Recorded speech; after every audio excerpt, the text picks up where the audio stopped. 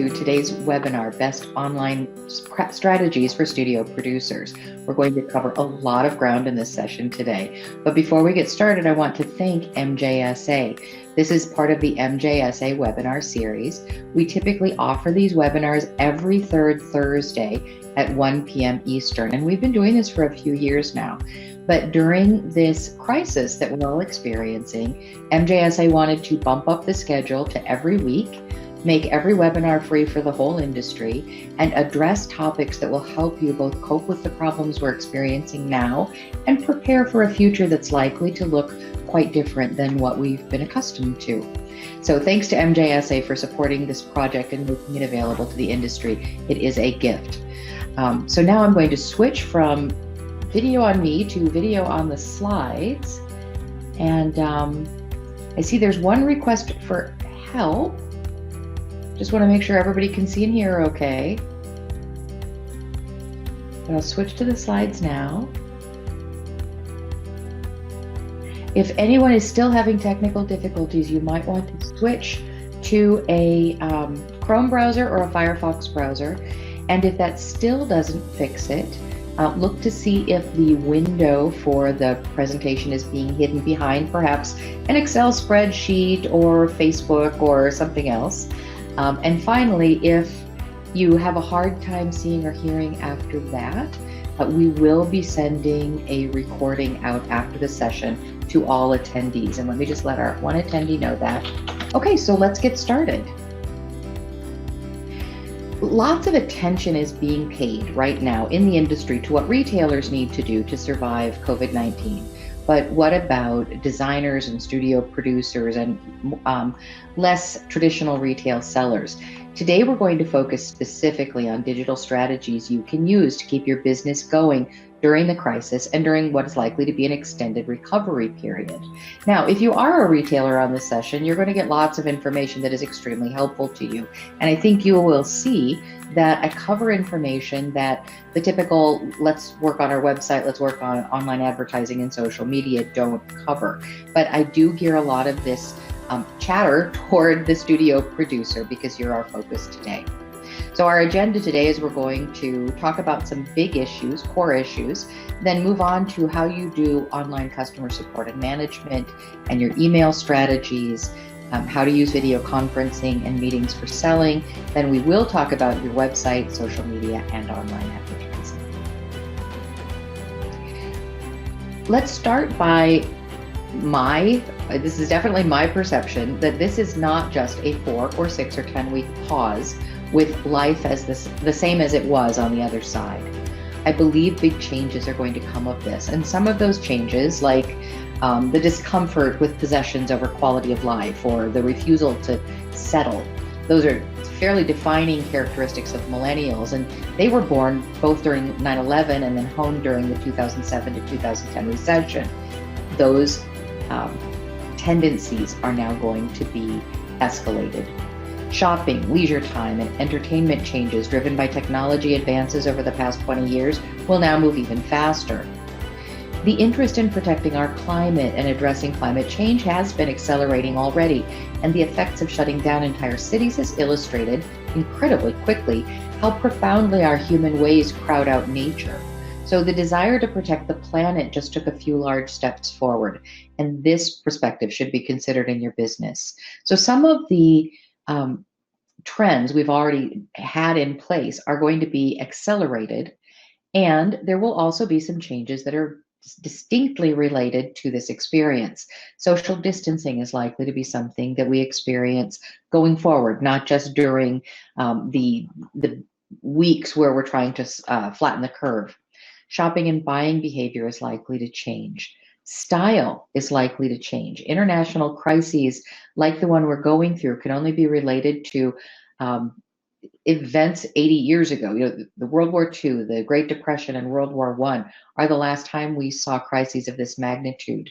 And those crises actually changed style, not just colors, but what was worn and how it was worn.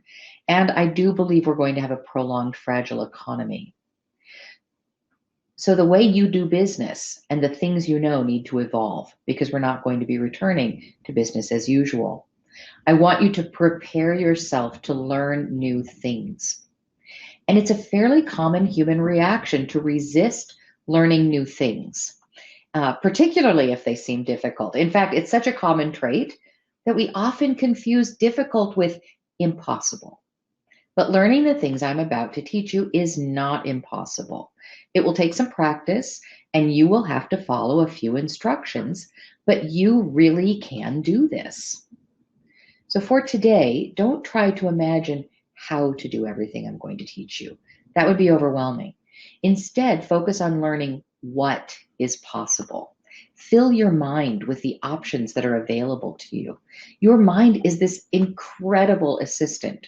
Once you let something into it, it stores that information forever.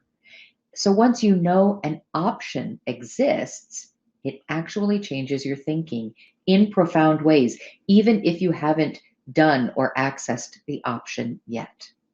So for today, focus on the what, not the how. And then bit by bit, you can add the relevant parts of this presentation to your own business. So here's today's agenda. Let's start with getting centered. A crisis of this magnitude shakes us up financially, psychologically, emotionally, creatively, intellectually, and in any other way you can think of. And we've all paused to think about the meaning of it all, and that is a healthy reaction. A reaction I'd like you to apply to your business and your business purpose. So before we dig into your online strategies, I want you to take just a moment to give you a framework for clarifying your purpose. There's also a link there underneath the yes, it's that existential comment to a blog post I wrote back in 2015 about the importance of defining your purpose and something important I learned about business purpose. Now, if you just wanted a paycheck, you probably wouldn't be doing what you do, right? So why are you doing this? Why do you work so hard? Why do you care so much? What do you need to get out of your business in order to keep it going? These are extremely personal questions with very individual answers, and don't ever let anyone tell you what your answers should be. They have to come from you, and they don't have to be like anyone else's. I have one child with multiple university degrees who wants to live life as simply as possible, and he designs bike gear using upcycled materials. He doesn't want to make a big footprint in the world, and he's happy. I have another child who works as a medical professional, and she's there for the caregiving and the adrenaline and the money. These two adults are really clear about their core values, and their lifestyles couldn't be more different. And as long as they're both happy, I'm really happy. You need to figure out what yours are. You not only get to have your own core values, you have to be clear about them in order to create a business experience that repays you for the effort you put in. So when you answer the questions, why are you a jewelry producer or designer? And what do you have to get out of it to continue? How much money do you need? How much personal growth do you need? What's your gratification? Then you can create the pillars for your business. I created the pillars for my business back in 2007 when I started this business. And these are my pillars. Now, there's a lot more information behind each of them. But anytime I feel out of sorts or unsatisfied with my business, I go back to my pillars and I figure out which part or parts I'm not attending to. And I can fix that problem every time by returning to this thought process. As this crisis began, when nothing at all seemed certain or predictable, I took the time to reflect on these pillars, and it centered me. As a leader, whether you're just leading yourself or leading a team, the most valuable characteristic you can bring to that role is consistency. Having core values expressed as pillars will help you remain consistent. And when you're true to yourself and your values, your clarity and consistency will get you through. Like right now, we can't be sure what's next. We don't have answers to so many questions that we keep asking. But in an uncertain world, you can be clear about your core values, and that clarity will give you internal comfort and confidence that the external world is unprepared to deliver for you right now. And yet your core values all by themselves are not enough. You also need a meaningful strategy. Now, we don't have much time to talk about strategy today, so I'm going to give you the Cliff Notes. Strategy is the combination of differentiation and competitive advantage. Either one without the other is not enough. You may think it's difficult to come up with a meaningful differentiation and competitive advantage, but it's not. You just have to ask yourself these three questions. Who are you? What do you do that makes you different? And why do you matter? If you've already worked through your core values and your pillars, you're halfway there. The rest of the story comes from figuring out what it is you sell and why you sell it to the people with whom you resonate.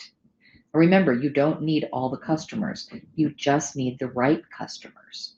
So your answers to these three questions make up the secret sauce of your strategy.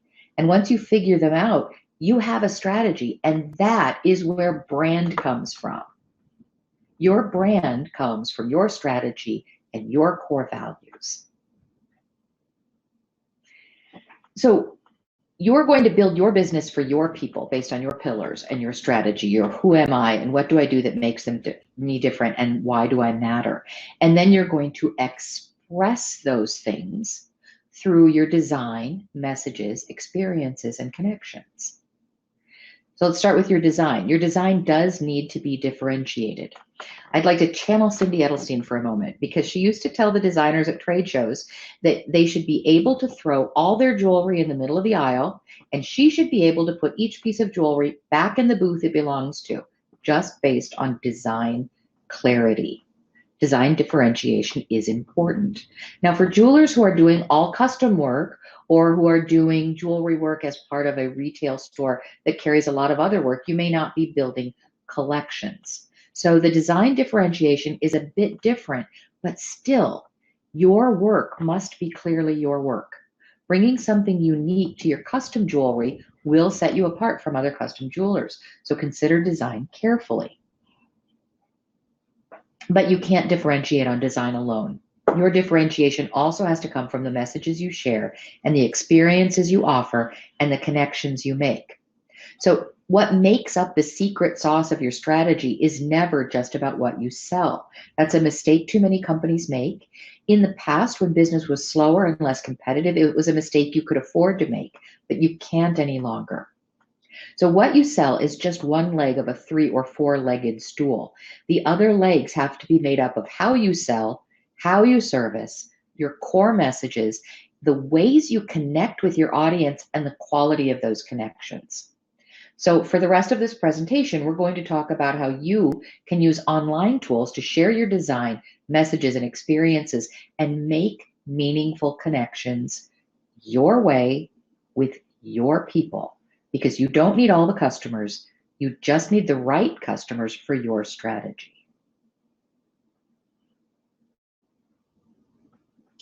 Now, you might think that the first thing I would talk about for a presentation about your online game would be your website or social media. But before all that, we need to talk about online and offline customer support and management. When we talk about this tool set, we're mostly talking about CRM, which stands for Customer Relationship Management. But we'll also talk about a few add-on tools or tools that you can use as standalone if you're not implementing CRM. But I'm going to let you in on a not-so-secret secret before we move on.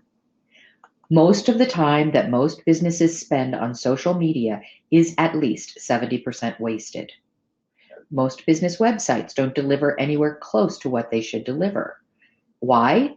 I think it's because social media and websites are poorly understood. They tend to be understood in a fragmented way, not part of a holistic business offering. And as a result of that fragmented, partial understanding, they're not set up to succeed. So we're going to talk more about that a little further down the line, but we're going to focus on customer support and management first. Because customer support and management has to become the cornerstone of your online strategy. The more of the things that you can do on this list, the better your online presence will be.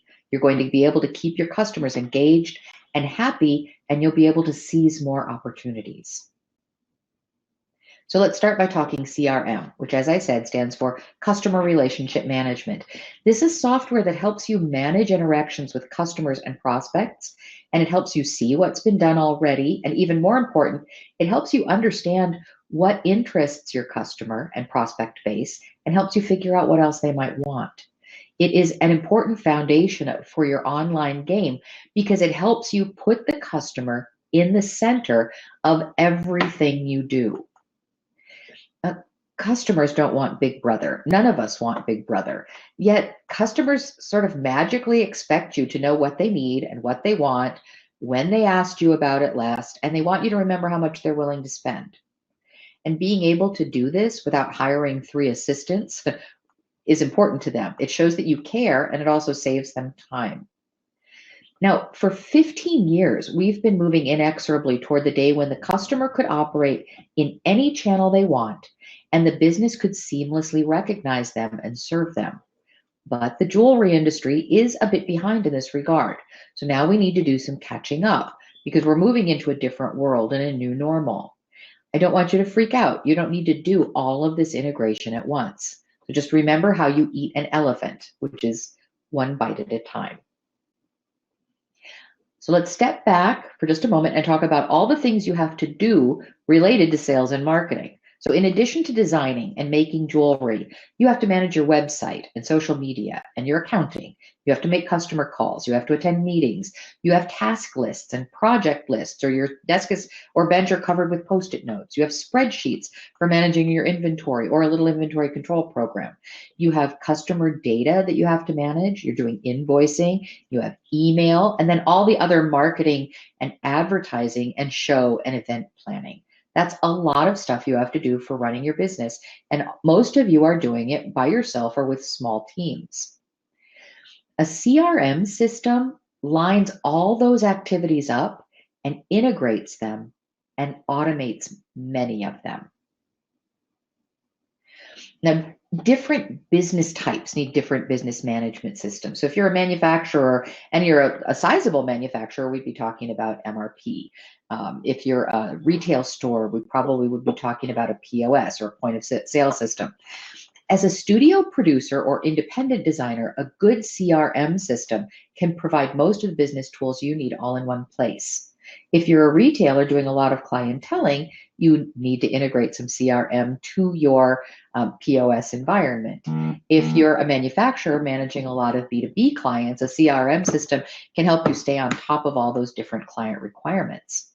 Now, 15 years ago, comprehensive CRM was just too expensive for most small businesses. But today, it's not only affordable, it's essential. So the list on this screen it's just a representation of the most important things that a CRM will do for you. The list is actually a lot longer than this.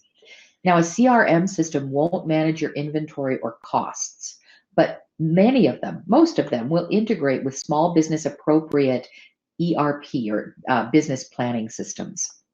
If you're managing your inventory with spreadsheets, and we could talk about that at another time, most of these CRMs will also integrate with your Google Drive or your Dropbox file management systems. They all also come with some level of invoicing and bookkeeping, either natively or through integrations. For instance, almost all of them integrate with QuickBooks. So this is the list of reasons why you need CRM. To summarize that list, CRM helps you professionalize your business, and it automates tasks and gives you time and reach. So your business, no matter how small, is competing with businesses much larger than yours. A CRM professionalizes it, which makes you more effective and more accountable and more insightful and more just on the ball. It gives you time by automating many tasks that you would otherwise have to do manually. But it also helps you do things you never make time to do, or maybe you don't even think to do. For instance, when a customer responds to your "Can I have your email address" pop-up on your website, a CRM will immediately send them a thank you email. That gives you time. But it can also schedule a new email communication each week for the next 4 weeks relative to what they were interested in. And that's a really important point. It can send a different email campaign, multiple emails, to different website visitors based on what page or product category they were interested in. That's what I mean by giving you reach. And that's what helps you seize opportunities.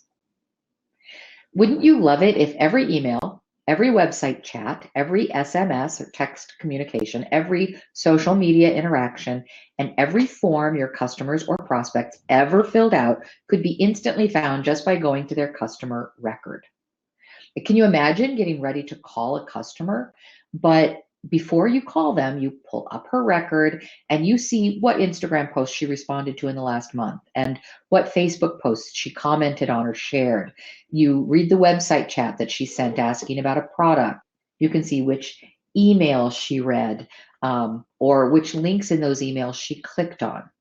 Well, you can do all of those things. It's one of the things that you get with a CRM system. It's also one of the things that will make you a rock star of customer service without having to hire a helper to keep track of all your notes and customer details. So this is why I want you to have these tools at your disposal, because it will expand your reach in this business. Now, imagine for a moment not having to log in and lost my train of thought there, responding to a question. Imagine not having to log in and out of several different social media environments to communicate with your customers. So you don't have to log into Instagram and see who's chatting at you, and then you get lost in looking at other people's posts, and then you log out, then you log into Facebook, and you just want to see who's sending you a message, and then you get lost in Facebook. You don't have to do that. You could be managing all your social media all in one place, either in your CRM, which is where I recommend doing it, or in a tool like Joofy or Live Agent or Hootsuite or Buffer or Sprout.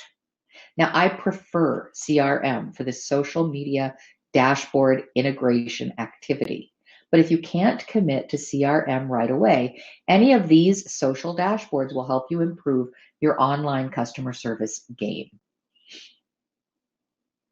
About 40% of consumers report that they want to be empowered to find the information they need so they can do more on their own without having to wait for a return call or an email. Business to business has been generally slower than consumers to start relying heavily on digital, and in the jewelry industry, business to business has really lagged behind. However, that's all about to change because we are all working digitally now. And so some percentage of business to business clients are going to also want to be able to do self-service. Now, self-service tools aren't meant to replace the human touch. If a customer wants to pick up the phone and call you, then you need to answer it, and preferably not with a machine. But customer self-service does provide another channel of customer support that pleases some customers very much, and it takes pressure off you. So you can, spend more time talking to those customers who do want to have a weekly chat on the phone. Any good CRM system can provide all or most of these services. Your website can also provide some if you set it up right. And when you build a link back and forth between your CRM and your website, that is a very full-featured solution. So what are some of your CRM options? There are a few tools like Zoho, which I strongly recommend. It's a great tool and very full-featured. Contactually, which starts at, so Zoho starts at $12 per user per month. Contactually is in that $49 range. Greenrope and HubSpot also do full CRM, but then they include a full email marketing and marketing automation suite. So with Zoho and Contactually, you need to integrate with MailChimp or Constant Contact to do your email marketing. With Greenrope and HubSpot, you get all of that in one place. Now, I've worked with all four of these systems. I'm fond of all four of these systems. They all work great, so I feel comfortable recommending them. Now, HubSpot stays on my list, even though it tends to be a bit pricey for smaller businesses. It really sets the standard for all other CRM and marketing automation systems. It seems like where HubSpot goes, everyone else will follow. So I like HubSpot and I like working in it. Also, HubSpot has one of the best blogs in the world for online marketing. So it's worth going to HubSpot just to follow their blog. Now, most CRM systems do not come with their own website chat feature. but they all integrate with at least one chat environment, and some integrate with several chats. You need that on your website, even if you are, Susan Crow asked if we can do email sequencing with HubSpot. Yes, all of the tools that I just mentioned will allow you to do what we call workflows, which we will talk about a little bit more in a bit. So for chat, people say, but I'm not at my computer all the time. I can't monitor all those chats. That's okay. You should have chat up for some part of every day. And all of these chat systems give you an option to say, hey, I'm away from my, we're not monitoring right now. Send an email and we'll get right back to you. Intercom and Podium don't provide their pricing structure unless you go through a sales call with them. And I don't recall off the top of my head what their pricing is. They are a little more expensive. And Podium does do one interesting thing, which is that they include SMS text as part of their solution. So you do need a chat option or a bot option, which I will talk about in a moment, on your website. In fact, this is the moment. So let's talk about smart customer routing. And this is a bot instead of a live chat. So smart routing allows you to provide visitors to your website with a guided experience that's tailored to their needs and interests. So to do this, we use really simple, affordable tools, which I'll show you in a moment, that can plug into almost any website. As long as you have a modern website, you can use these tools. What you do is you create a logical plan for each customer type. And then you offer them an opportunity to go on an interactive journey, which is something a lot of customers really like. So the bot pops up, and in this example, it's like, are you interested in A or B? Well, when the customer says A, maybe A is custom jewelry and maybe B is fashion, maybe B is bridal, you can have A, B, or C. But when the customer picks one of those options, then the bot goes down the path driven by that option. And it just keeps following logic. Like I said, some customers really like it because it's interactive. It's something to play around with and do on your website. And it's giving them customer service without having to do it yourself. And everybody's happy. Now, if the customer doesn't want to do it, they just close the pop-up box or they can exit at any time. And all of these conversations go back to their record in the CRM system. So imagine that someone comes to your website and they go to the custom design page and your little bot pops up with the question, have you ever had a custom jewel made for you before? And then you take them on a journey. If you like logic puzzles and you're comfortable putting together IKEA furniture, then you can learn to use one of these bot programs. And they're not for everyone. You don't have to put one in place, but they can really take your online customer service and support game to the next level. These are 4 bot services that we work with regularly in our shop. We use both Hey Oliver and TARS in our own business, but we have customers using all 4 of those. And yeah, they work, they're fun. So now let's talk about email. Nope, we're still not at websites and social media. Why are we talking about email next? Because email marketing has the highest ROI of all digital marketing. And if you do it right, it will ultimately deliver customers and sales. But let's start with one central idea. The email blast is not your friend. Not as a studio producer or designer or small customer base. And by small customer base, I mean you're not Walmart. People expect small businesses to have an intimate relationship with them.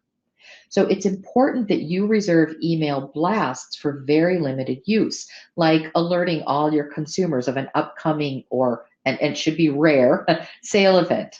Otherwise, your email needs to be targeted, relevant, and specific. So how do you do that? Well, your customers aren't the same, so you shouldn't be managing them as if they are. If your email list is just one giant list with no segmentation, then you can't speak to each of them as the individuals they are. So the graphic here is just one example of how you might slice and dice a list. The point of list management is that lists need to start with a plan, and then you have to manage and maintain them. Now, I could spend hours talking to you about list management, but for this session, I just want you to work on one thing. I'd like you to ask yourself this question. Play around with your different category approaches and think back to your strategic questions of who am I, what do I do that makes me different, and why do I matter? Consider the types of product you feature on your website and the different types of customers you work with and the types of services you offer. There's no correct list segmentation, but every company needs to figure out its own segmentation if you want to market more intelligently. Okay, so now I'm going to take a sip of my tea and my allergy medicine before my stuffy nose gets the best of me.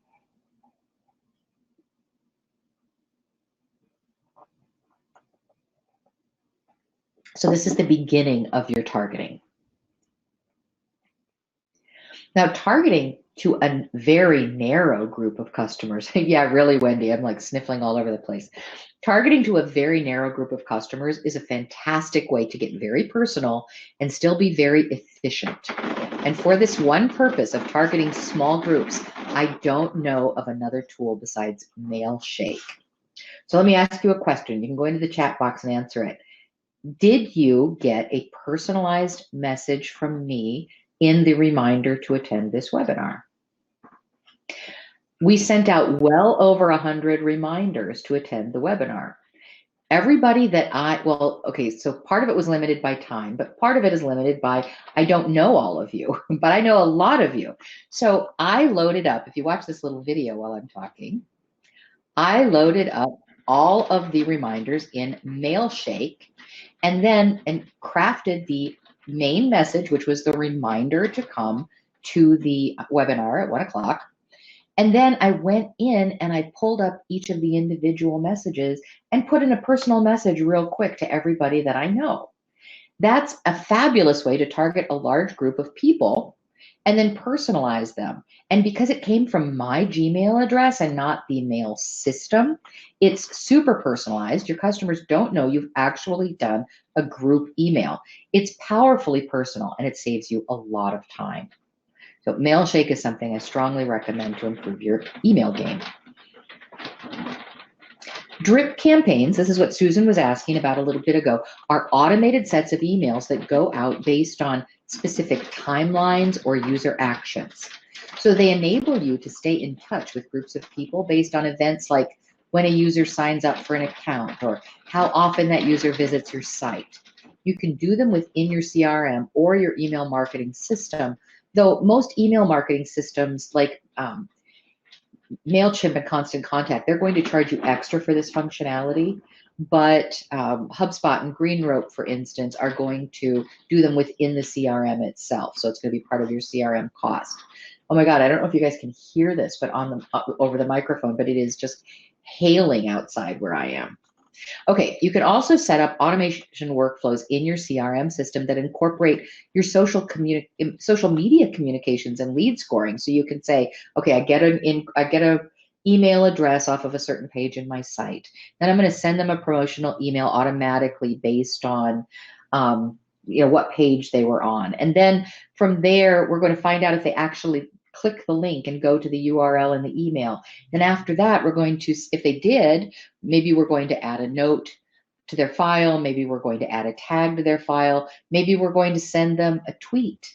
Maybe we're going, just depending on that customer's activity and profile, a drip campaign or marketing automation can really improve the way you communicate with customers.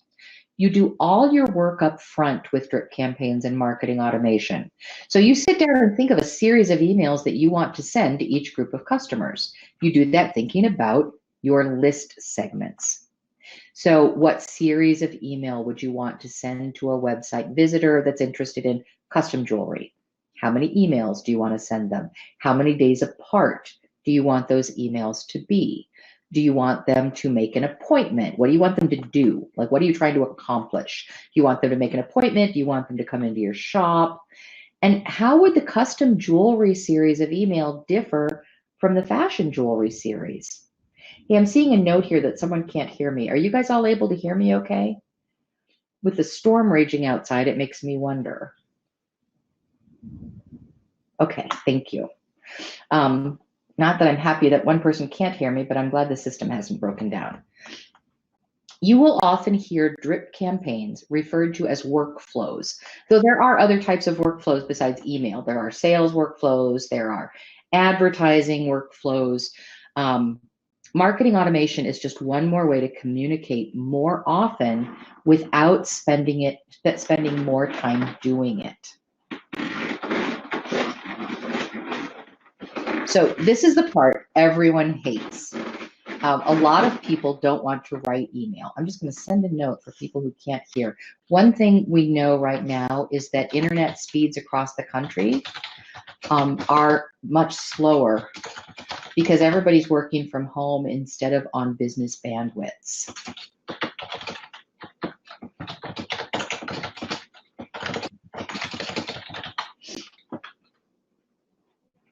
So again, just a reminder, if you can't hear well during this session, you will definitely receive a recording and you'll have all the content there.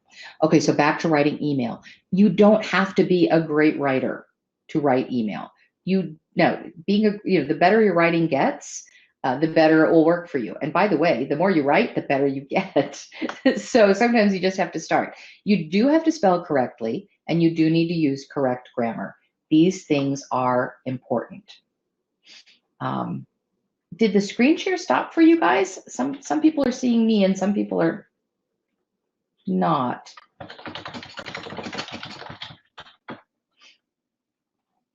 Most of you can see both? Okay. You can use some tools to help you. One tool I like is CopyDyno. So CopyDyno is this copy tool that helps you know if you're being redundant, helps you know what level you're writing at, checks your grammar. So you can write your copy in CopyDyno. They have a starter package for $97 a year and a more professional package for, I think, close to $300 a year. But it can really give you more confidence in your writing. You can also download this really cool infographic called The Wheel of Copying, because people have two problems with writing. One is that they feel uncomfortable with their writing skills, and the next is they don't know what to write. So if you have CopyDyno to help you get more confidence with your writing skills, and you use this wheel of copy to help you think about what to write, then your writing can take a boost. Okay, frequency. You need to email some segment of your list every single week. If you send out one email per month, that means you've communicated 12 times a year. 12 times. I'm going to say that one more. 12 times. That is not enough. You need to communicate more often. And I like this analogy that I learned from a sales trainer, God, like 40 years ago. Okay, maybe 35. But he told the story of the Spanish kings and queens who set ships a sail. And they sent many, many, many ships a sail, just hoping that some of them would come back with treasure. Now, not all ships made it back. That's why they sent out so many. This is true of email as well. Email has low response rates. It's the accumulation or the cumulative quality of email that actually gives you results. So you need to send out more ships. And look at it this way. You're not killing a bunch of sailors. You're just killing some emails. And that's okay, because you only had to write it once and you duplicated it from there. So start setting those ships a sail every single week. Are you worried that people will think it's too often? Go back to your lists. As long as you're emailing different segments of your list each time, no one's going to feel overwhelmed by the fact that you're sending out email.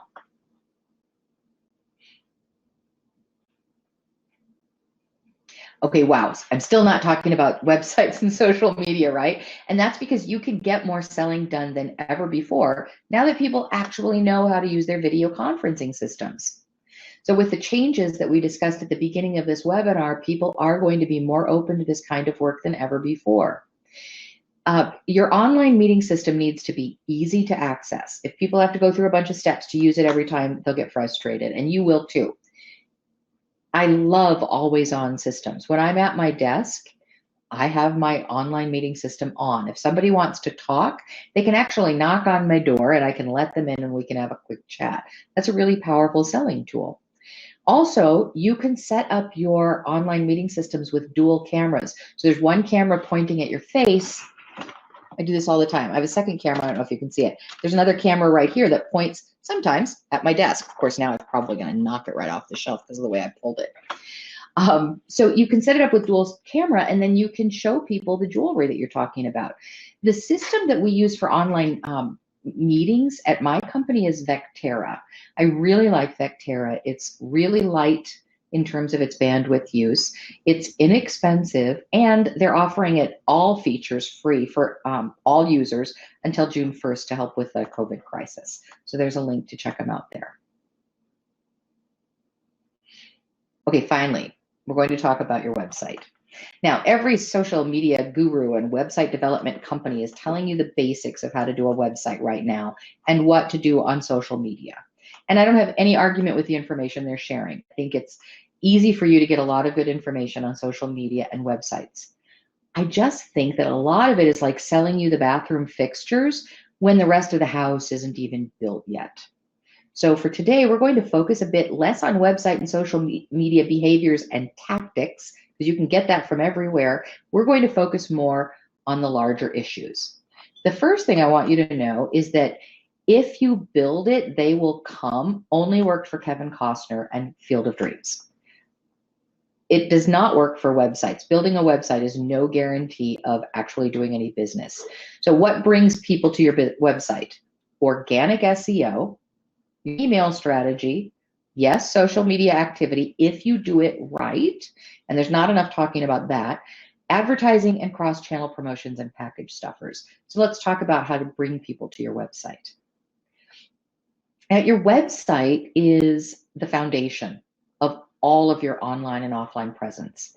If you're focusing all your attention on social media, but you're not bringing everything back to your website, or if you're focusing all your attention on marketplaces like Etsy or Amazon, or pick one from the list, and not tying things back to your website, if you're focusing your attention on live events and not tying them back to your website, then you're going to have to spend a fortune and be a lot of places at once in order to build a lasting following. So treat your website as the foundation of both your online and your offline business. And this is true for retailers as well. So what are the website basics? Your website must be e-commerce enabled. It has to have something available to buy, unless you are truly just a by appointment only jeweler. It has to be rich content capable, easy to change and update. And if you're doing wholesale, then you need to be able to provide a private backend with B2B commerce capabilities. So those are the requirements for your website. Again, I could speak for several hours on what choices you're making when you're choosing your website environment. At my company, we've intentionally worked across all platforms. And that's because we don't believe that telling people, oh, I develop in WordPress, you need a WordPress website. Oh, we develop in Joomla, you need a Joomla website. Different website platforms are picked according to the business needs going forward. So it's not sufficient to just have, it's like selling everybody the same pair of shoes. So there's a good article in MJSA, I wrote it, but I still think it's good.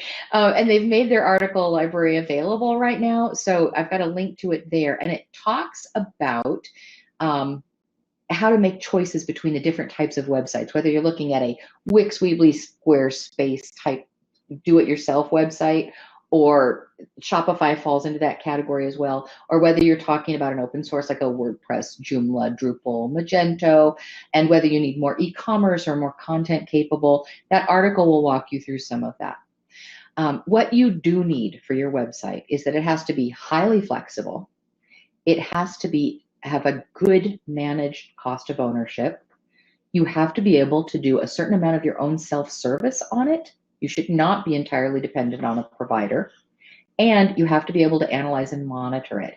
Now, a lot of people really struggle with that. They don't know.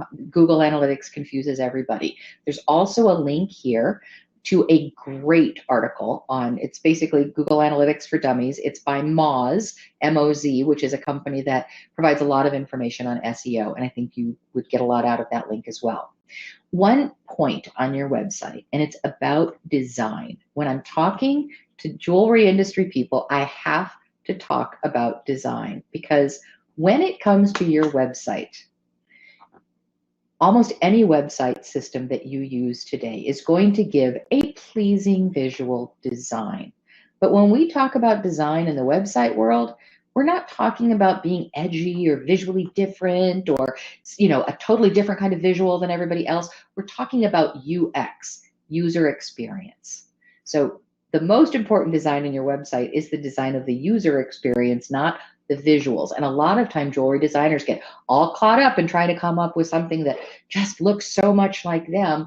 And in the process, they make their websites too expensive, too difficult to manage, and too far from the user experience that is at the heart of why people come to your website. If you have great pictures of your work, if you've written great copy about your work, and if your website is filled with your work and the answers to those questions, who am I, what do I do that makes me different, and why do I matter, that's the right website. Do not go crazy trying to design your website the way you design your jewelry. The discipline for website design is as different from the discipline of jewelry design as they are both different from interior design or apparel design or hair design, though I kind of look like a Kleenex box and I need a hairdresser. So just don't get all caught up in trying to be a graphic designer if what you are is a jewelry designer. Instead, focus on the user experience and then check out some of those resources for knowing what should go into your website. So what brings people to your website? First and foremost, organic SEO. Organic SEO is, well, SEO is search engine optimization, and it's basically getting the search engines, primarily Google, because Google accounts for like 86% of all search, so it's Google, and everybody else follows them. When somebody goes searching for something on a search engine, and what they're searching for is something that you can help them with, you want the search engine to present your link to them. Organic SEO means creating search traffic based on the inherent, authentic qualities of your site. No tricks, no games with links, just great content that brings customers to you. That's what SEO, organic SEO is all about. Now, there's a list on this slide of the things that Google cares about in order to rate your site as linkable, referenceable, referable. So you have to be mobile ready. If your site doesn't look as good on your mobile device as it does on a computer screen, you're not mobile ready. You have to regularly change your content. This is why blogging is so important. A lot of people are like, oh, why would I blog? I don't have anything to say. The problem is that the search engines, if they have a choice between, if somebody goes searching for heart-shaped sapphire and 14 karat gold, okay? I know that was sort of like blasé, but that's what I came up with. If there are two links in the search world of all the things that Google went searching for that can offer that heart-shaped sapphire and 14 karat gold, and one of them posted new content in the last few days, and one of them hasn't posted new content for 3 months, this is the one that's getting offered. Your content has to be recent and frequently updated in order to rank high with search. And that's one of the reasons blogs are helpful, because and you have to blog on your website. Do not get a separate blog somewhere. It doesn't help your SEO. So blogs help bring more link traffic to your site. Do people read all the blogs? Yes, some of them do, some of them don't. But if you can get them to your website, and if you've done a good enough job on your website of being appealing with information and pictures and relevant to what they were searching for, they will stay. So you have to have regularly changing content. It has to be meaningful content. If you stuff a bunch of keywords into your website just in the hopes, you're talking about diamonds, and so you put Marilyn Monroe in there, and somebody goes searching for Marilyn Monroe, they don't care that you're being cute. That's not what they're looking for. So it has to be meaningful. It's very important that you monitor your links so you don't have broken links, because Google hates it when they go searching a link and then they see a 404 error. If the content has been retired, you need to redirect that link to something else, preferably another product or article that's relevant to the original link. And don't compete for keywords. Just keep answering the question over and over and over again. Who am I? What do I do that makes me different? And why do I matter? That's the way you find your people. Also, your site has to be quick. Google expects every page on your site to load in 3 seconds or less. So these are the heartbeat of SEO.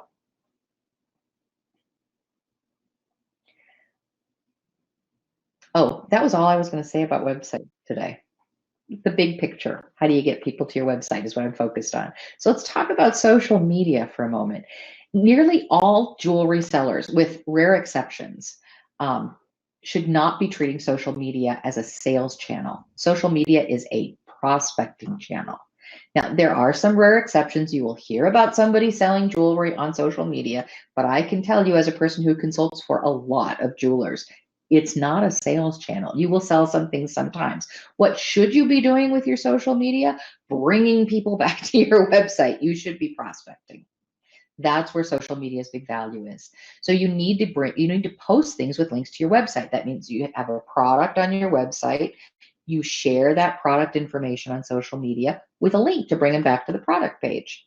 You talk about doing something in your studio and you share that information on social media with a link back to the blog post. So much of your social media should be about bringing people back to your website. Not all of it, not even half of it, but a lot of it. It's hard to get links on Instagram because Instagram only allows you to have one link in your bio. Unless you're in there changing your link all the time, it's just a hassle. But you can use a tool like Shorby. And Shorby will allow you to build these cute little link pages so that you can say, okay, for the next 2 weeks, I'm going to focus on posting about this collection or these products. And you can bring them to put in your bio just the link to your Shorby page, and your Shorby page you can be changing all the time so that you can send them off to 2 or 3 places from there. So that can be one way to do it.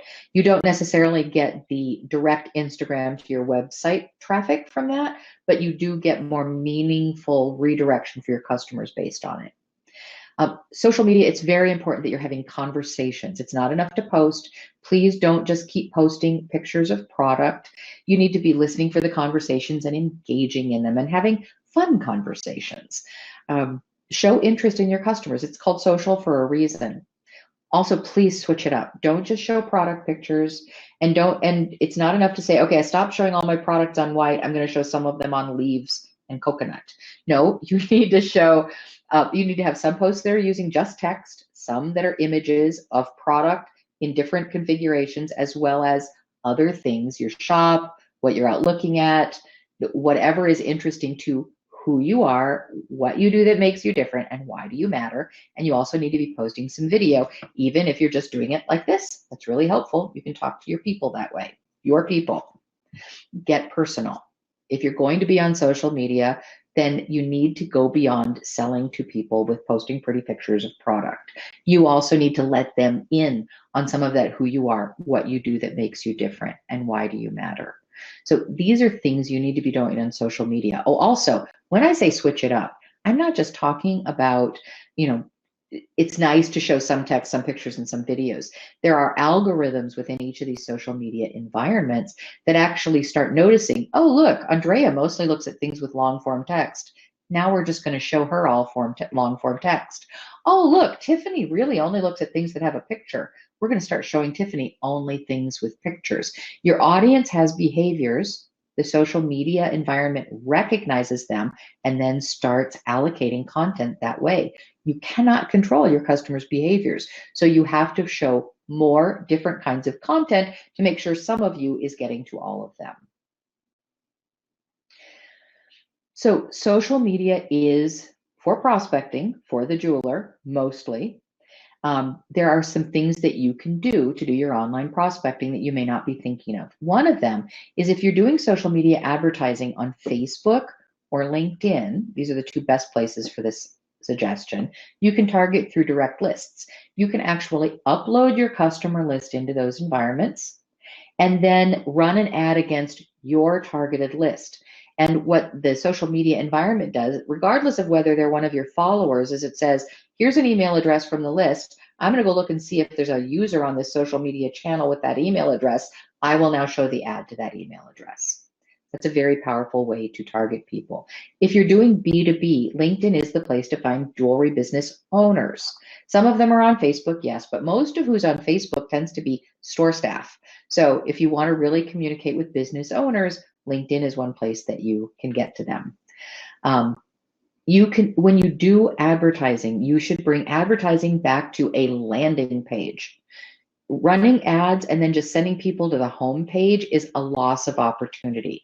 Landing pages are very quick pages that can be built. Now, I like you to build them in your website on your domain. That is very important. And it's easy to do if you're using the right tools. Don't go building in a landing page builder that doesn't have your domain attached. You can build them in your CRM. All the CRM systems come with landing page tools. Not my favorite. In Q&A, if you're interested, I will open up one of our websites and show you how we hide little landing pages. But these landing pages are very specific. So somebody sees a banner ad or a social media ad for a product, you want to bring them back to a page that tells a story about the product, how you made it, why you made it, what inspired you, what your struggles were, and you're selling that product on that page. That's a way more interesting place to land than your welcome to Suzanne's Jewelry homepage. So landing pages are an important part of your strategy. And also on landing pages, and anytime you advertise, you should be trying to capture an email address, because most people don't remember what websites they visited. So they click a link, they go to a page, they browse around, they say, oh, how cute, I kind of like that. Then they go do something else and they get distracted and they don't remember where they saw you.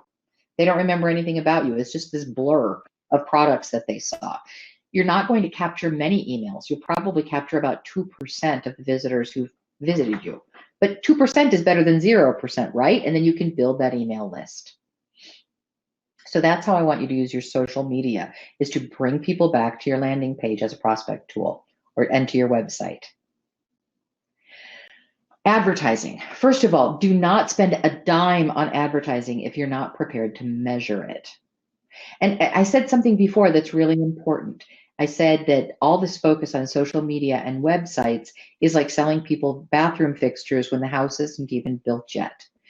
If your website isn't up to par and you don't have a way to do a landing page and you're just buying advertising hoping it's going to build people's awareness of your brand, it doesn't work. You're wasting money.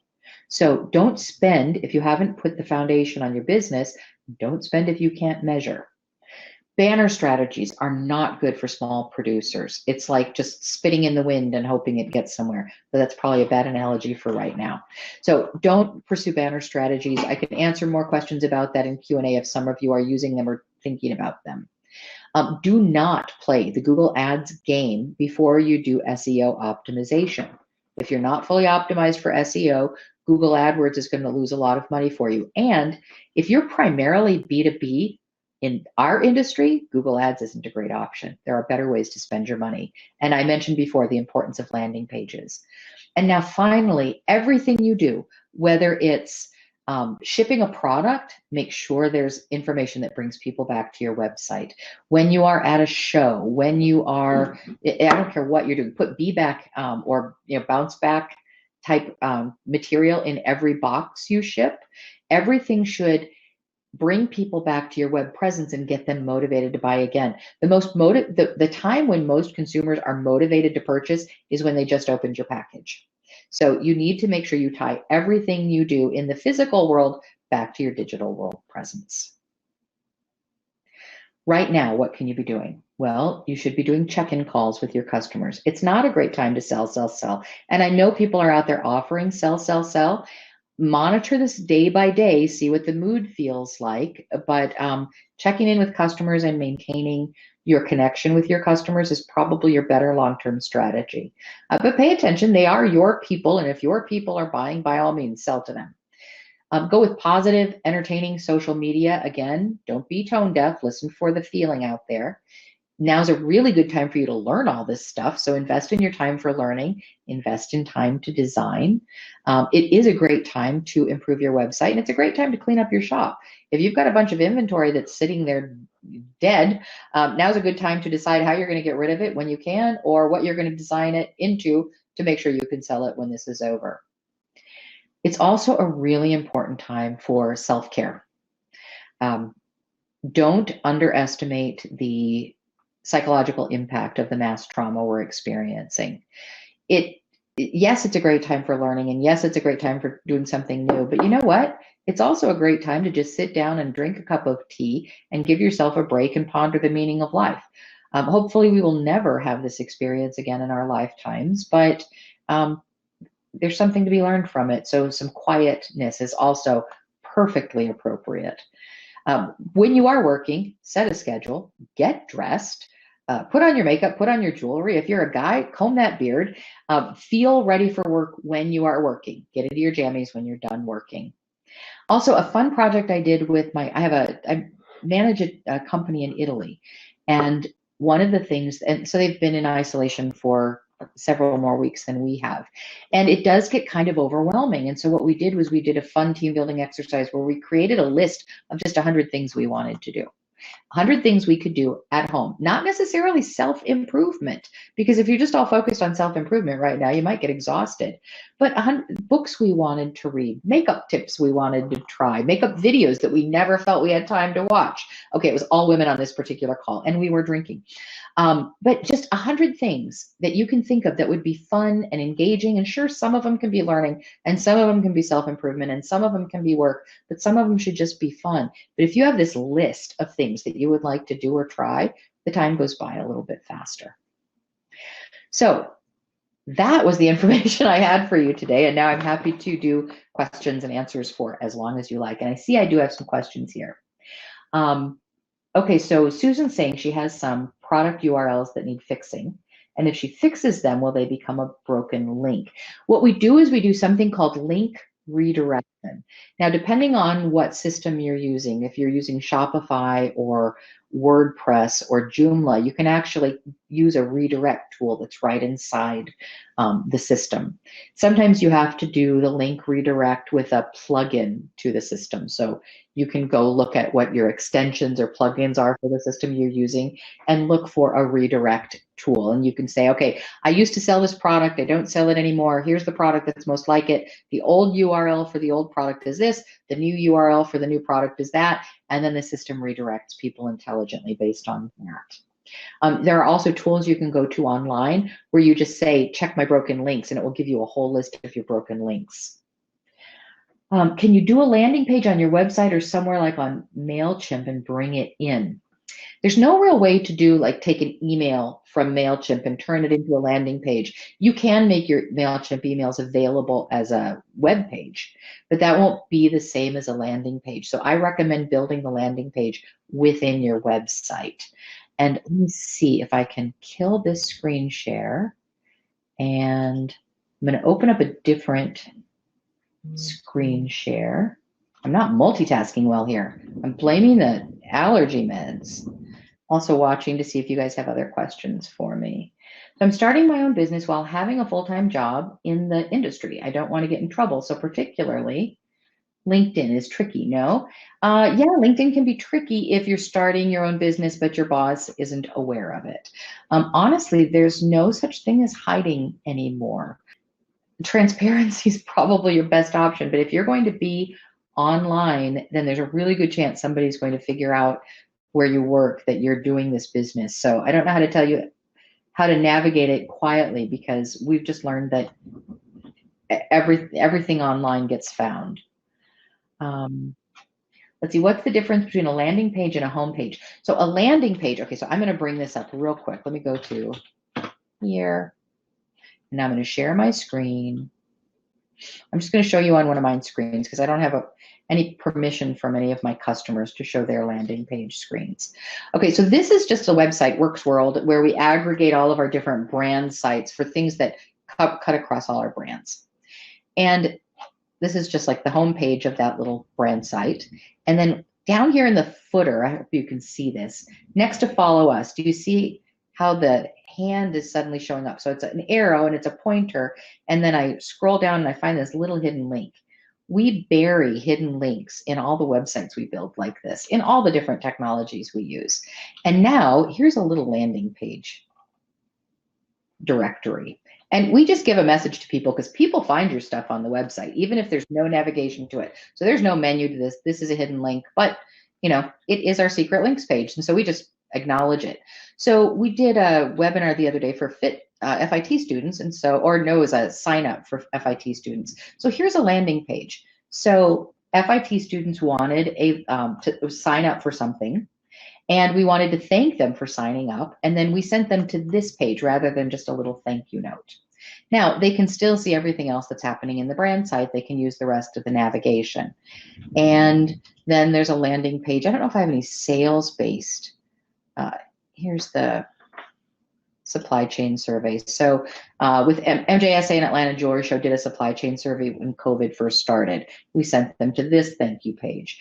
But this landing page could be a special page you build around a product, or it could be a special page you build around a promotion. So landing pages are very directly relevant to whatever that customer has just linked on. Does that answer the question? Now Stacy's, and I'll watch for your answer, Beth, to make sure I answered it. Stacy's saying that many of the products on the site are basic models and then you customize in person with clients. What's my take on having a website that allows customers to build their own option? And do I know any good apps to help with that? And you use Shopify for the site. I don't know of any plugins that currently work with Shopify for doing that. Doesn't mean they don't exist. I don't know of any personally. Build your own technology. Stoller has come out with some a couple of times for just customizable stuff, but I don't know of any off-the-shelf build your own technology personally. If any of you guys do, just drop it in the comments for Stacy. Suzanne, did my answer about the landing page give you the answer you needed? I'll dig more into it if I need to. Oh, the copywriting site, Tracy, was Copy Dino, and you will get these slides and the presentation afterwards. You'll have the reference there as well. Do our customers need to check an agreement option in order for the CRM software program to link to their social media profile? Actually, they don't. So social media profiles are considered, the CRM is treated as you in that social media environment, and social media profiles are typically fairly public.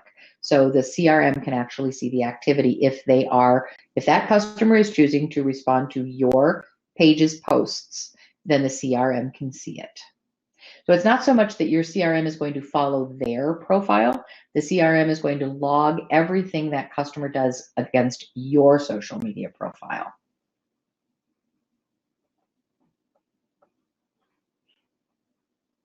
Other questions? You see my eyes darting all around. It's because I have 4 monitors here.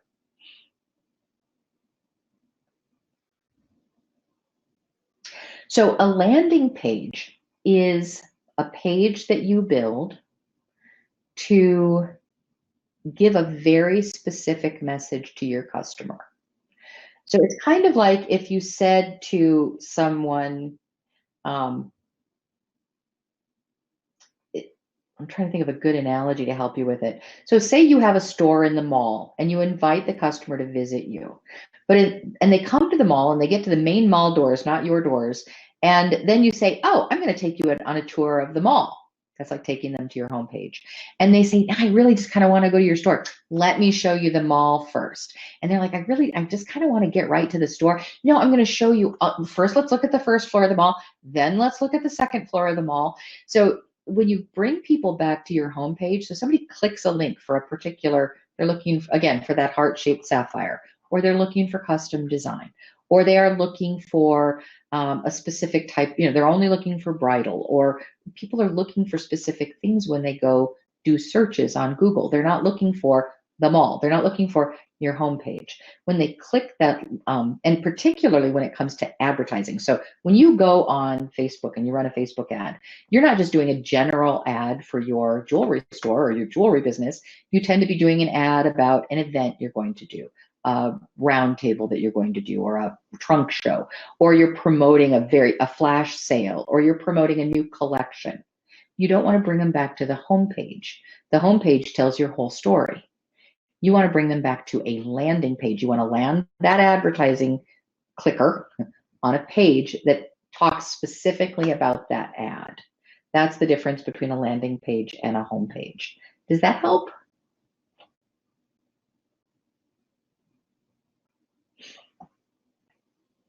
Just reading your answers here. Okay, so you're not sure how the landing page integrates completely. And then Annie's asking sort of a similar question. How do we change a featured page on a website?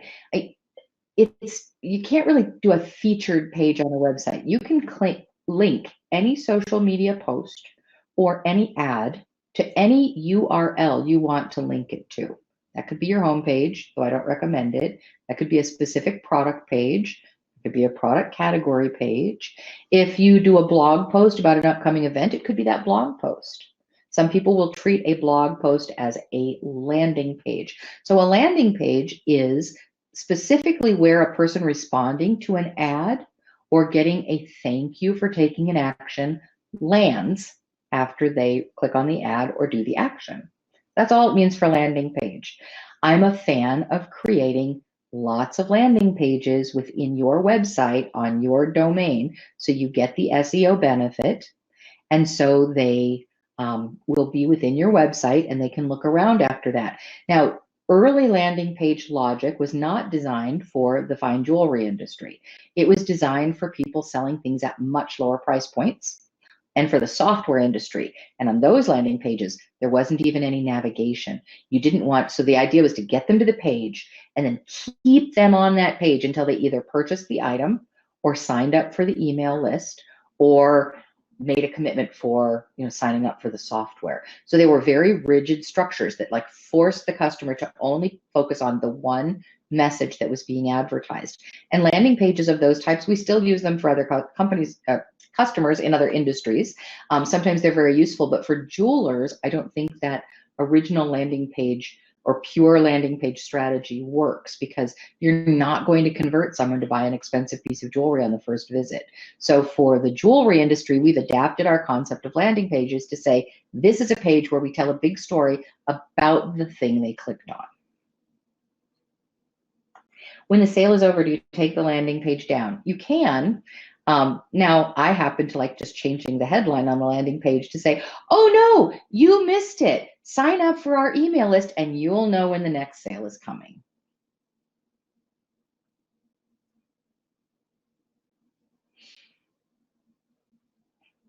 I'm just waiting for another question to come through, but I was looking at some videos that I've done of, we've done a lot of webinars recently, and I realized I wear this sweater in every single webinar I do. So now the world knows I have a favorite sweater. I just caught it on screen.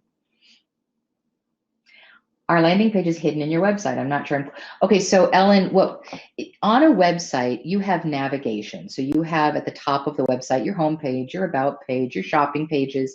You don't want too much navigation up there. Too much navigation is too much choice and it confuses people.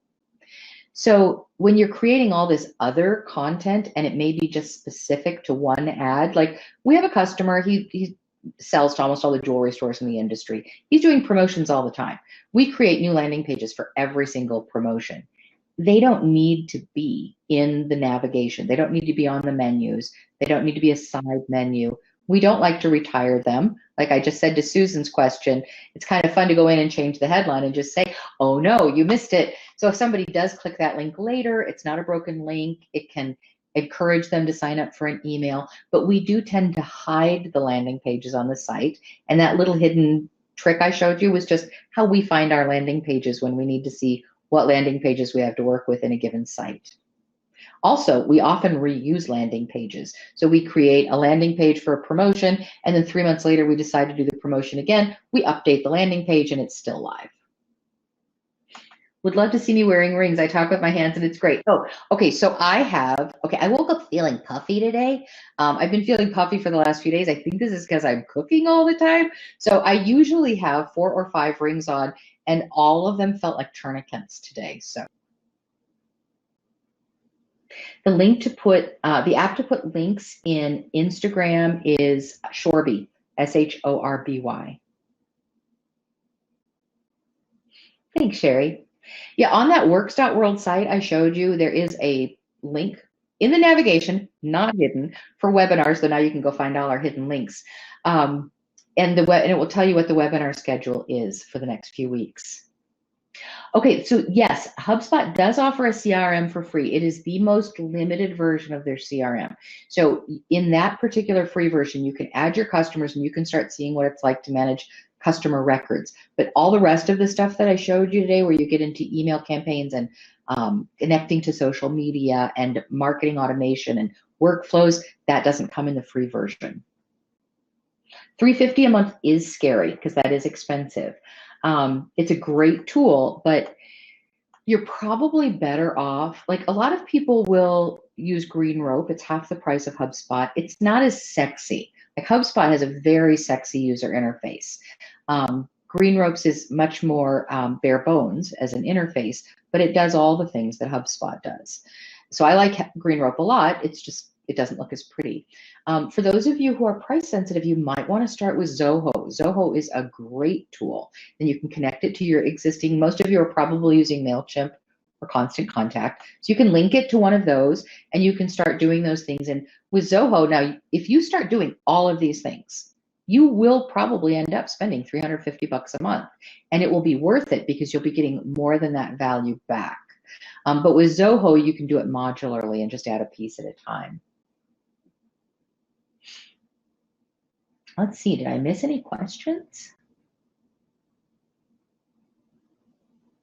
Okay, I got Ani's landing pages. Does Zoho work with Klaviyo? I don't know. That's a good thing to.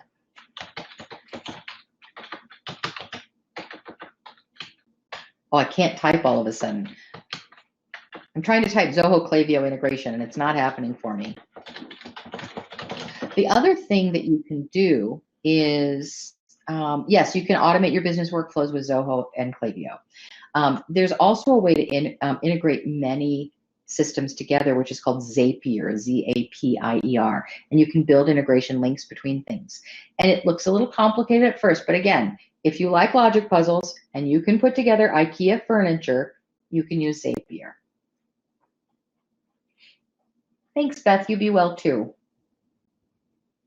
Well, it looks like the questions are dying down, though I do see a little typing going on. So I will take this moment to, first of all, thank MJSA for sponsoring this and supporting this whole website, now I can't talk, webinar series for the industry. Like I said, in the course of a normal year, it's every third Thursday. It's free to MJSA members of the, okay, Kristen, you're going to kill me. Type in what the membership, I know it's free to like the big membership, and then it's like $15 to people with what I think is called an associate membership, and I should know this, so I'm sorry I'm scrambling it. And then there's usually a fee for people who are non-MJSA members. If you're not an MJSA member, I can't tell you how much I value that organization. The MJSA Journal is a wealth of articles that are extremely helpful for jewelry designers and makers. It's the best publication in the industry as far as I'm concerned. And then all the education that they offer through these webinars at their expo, you get a lot of value from an MJSA membership.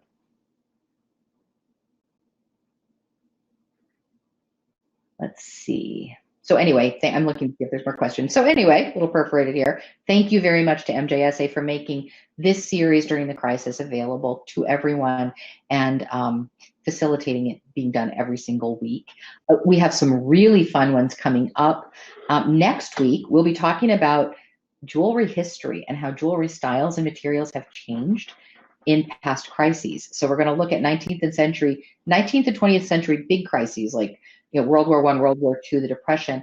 And I'll be joined by Diana Singer, who's the president of the American Society of Jewelry Historians, and both Nancy Ross and Michael Cohn from FIT, who are also extremely knowledgeable jewelry historians.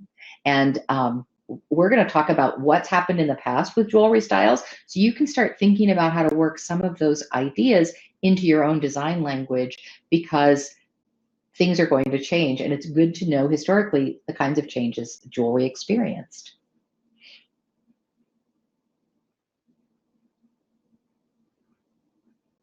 All right, any other? Oh, I'm glad this was helpful for you guys. Okay, I don't see any other questions, so join us for future webinars. Send questions if you have them after the fact. You will get all this email. You're all in my heart. Take good care of yourselves, and I will hopefully see you next week.